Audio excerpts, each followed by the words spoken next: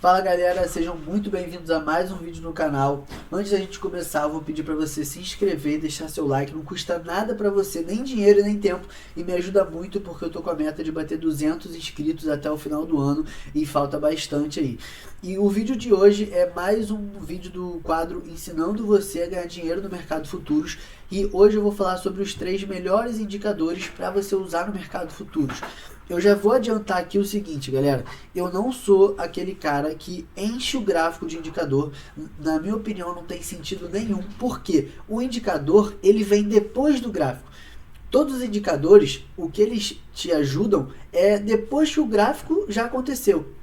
Então, só para vocês entenderem, por exemplo, o indicador X, cara, ele até pode te ajudar em alguma informação, mas ele vai pegar aquela informação do gráfico. Então, não ache que existe um indicador mágico que vai fazer você ficar bilionário copiando e colando a dica do indicador. Não existe isso. Então, eu uso apenas 3 indicadores que são RSI, média móvel de 200 períodos, e volume, beleza? Então eu vou falar um pouco aqui sobre os 3 indicadores que eu uso para vocês entenderem como eu uso eles na prática e aí sim vocês usarem ele de complemento para fazer muito dinheiro no mercado futuros, beleza? O primeiro indicador que eu vou mostrar aqui para vocês se chama RSI, Relative Strength Index. Então basicamente o que a gente vai fazer aqui? Esse indicador, ele tem um medidor aqui, ó, como vocês podem ver, do 0 ao 100, que ele mede quando o ativo já subiu demais e tende a cair, ou já caiu demais e tende a subir. Como que ele faz essa medição? Basicamente, ele pega do 30 ao 70. O 30 é a sobrevenda, ou seja, já caiu demais e tende a subir. E o 70 é a sobrecompra, ou seja, já subiu demais e tende a cair. Porém, a gente tem uma questão muito interessante aqui, que é o seguinte: você não pode simplesmente achar que encostou na sobrevenda, vai subir, ou encostou na sobrecompra, vai cair. Não é assim que funciona, definitivamente não é. Muitas vezes o gráfico vai encostar na sobrevenda e não vai subir, e muitas vezes vai encostar na sobrecompra e não vai cair. Então, obviamente, quando você vai fazer um trade, você tem que saber usar isso de forma estratégica, e não simplesmente olhar que pegou na sobrevenda e vai subir agora. Não é assim que funciona, tá? Eu vou procurar aqui um exemplo de uma situação onde o gráfico pegou na sobrevenda ou na sobrecompra e não teve resultado, só para deixar muito claro aqui para vocês. Como vocês podem ver, o RSI pegou na sobrecompra nessa situação aqui primeiro, e aí ele teve uma porrada para cima, ou seja, se você confiasse 100% no RSI aqui, você já tomaria stop. Depois ele pegou na sobrecompra aqui novamente, e novamente ele não caiu. Então eu estou mostrando aqui 2 situações seguidas, onde o gráfico encosta na sobrecompra e não tem queda. Isso é para vocês entenderem, eu estou no gráfico diário do Bitcoin. Isso é para vocês entenderem que não é simplesmente olhar o gráfico do RSI e achar que isso já funcionou. Então vocês têm que entender como usar isso na estratégia. E obviamente eu me aprofundo muito mais nisso na minha mentoria. Então caso você esteja interessado em se aprofundar nesse assunto de indicadores para realmente começar a ganhar dinheiro com isso, você vai deixar o comentário aqui no vídeo.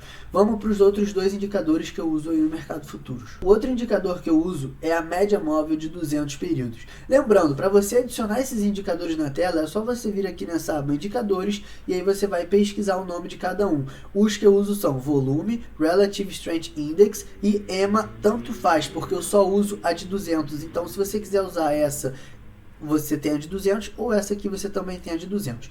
Mas vamos lá. Qual é a função da média móvel, que é essa linha branca que está aparecendo aqui no gráfico para vocês? Eu uso a média móvel com 2 intuitos. O primeiro intuito é identificar a tendência de uma forma mais prática. Então, eu consigo identificar que o Bitcoin está numa tendência de baixa simplesmente porque ele está abaixo da média móvel de 200. Então, ele estando abaixo da média móvel de 200, se vocês forem reparar, depois que ela rompeu aqui para baixo, ele só formou topos e fundos descendentes. Ele vem entrando numa tendência de baixa absurda. E ele está abaixo da média móvel de 200. Ao contrário de quando ele está acima. Quando ele está acima, vocês podem ver que ele vem formando topos e fundos ascendentes. Esse é o meu primeiro intuito com a média móvel de 200. A segunda coisa que me faz gostar bastante desse indicador é que muitas vezes ela serve como suporte e resistência. Sim, exatamente. Ela serve muitas vezes como um suporte e resistência. Como vocês podem ver aqui, por exemplo, o gráfico encostou aqui e caiu. Depois ele encostou aqui e caiu novamente. Aqui a mesma coisa. Então a média móvel de 200 serviu como resistência nessas 3 opções aqui.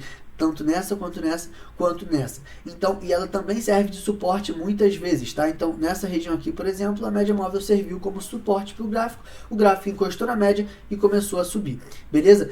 E agora vamos partir para o terceiro indicador, que na minha opinião é o mais sem sal da parada, digamos assim, mas que muitas vezes ele pode ser um complemento legal. O terceiro indicador é o volume. Esse é um dos mais famosos, a galera usa muito esse indicador, e eu, para ser sincero, eu gosto de botar ele porque eu uso 3 indicadores e ele é o terceiro, mas para ser sincero, muitas vezes eu nem lembro de analisar ele. Agora, vamos lá, o que significa o volume?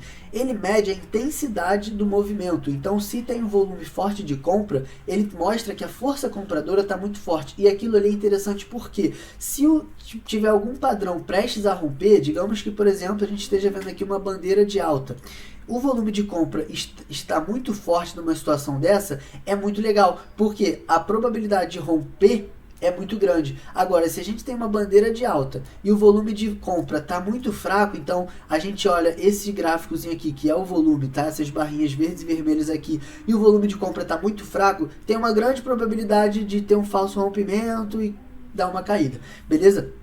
Então, basicamente, você mede como? Você vai ver essas barrinhas aqui e você vai ver, por exemplo, se o volume está grande ou não. Se o volume estiver grande, você vê a direção do volume. Então, está um volume forte comprador? Sim. Então, muito provavelmente, se tiver um padrão que tende a romper para cima, ele vai romper. Agora, se tiver um padrão que tende a romper para cima, mas o volume comprador está fraco, muito provavelmente não vai ter um rompimento naquela situação. Beleza, galera? Bom, esse foi o vídeo aí dos indicadores. Lembrando, caso você queira se aprofundar nesse assunto, eu tenho minha mentoria individual, onde eu me aprofundo em como usar esses indicadores para realmente lucrar no mercado e não só explicar como eles funcionam de fato.